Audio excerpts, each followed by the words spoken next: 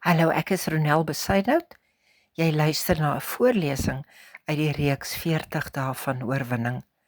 Vandag is die 10de dag in lydingstyd en ons gesels oor oorwinning oor selfbehoud.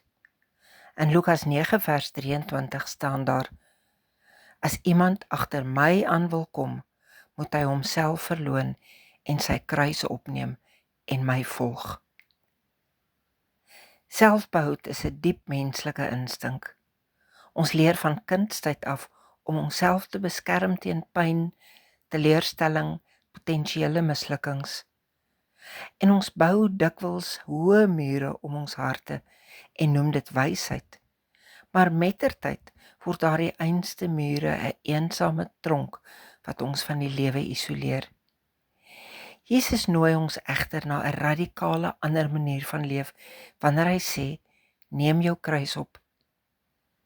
Dis glad nie 'n oproep tot selfhaat nie, maar eerder 'n uitnodiging tot volkomme selfoorgawe. Dit beteken om op te hou om jou lewe krampagtig vas te hou en dit eerder onvoorwaardelik in God se hande te plaas.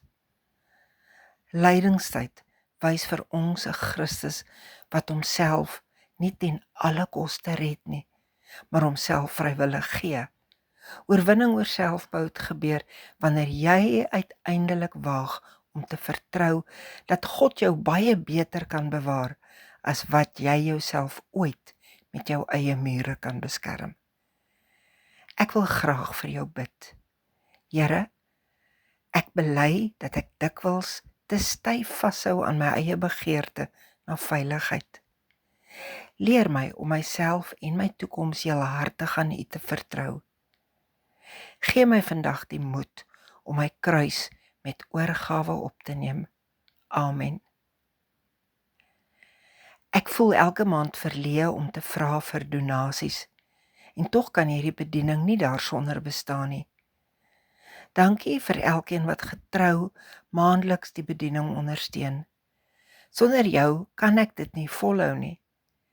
Indien jy ook 'n donateur wil word, my besonderhede is direk hieronder in die geskrewe teks. Dankie dat jy saam met my hierdie pad loop. Tot môre.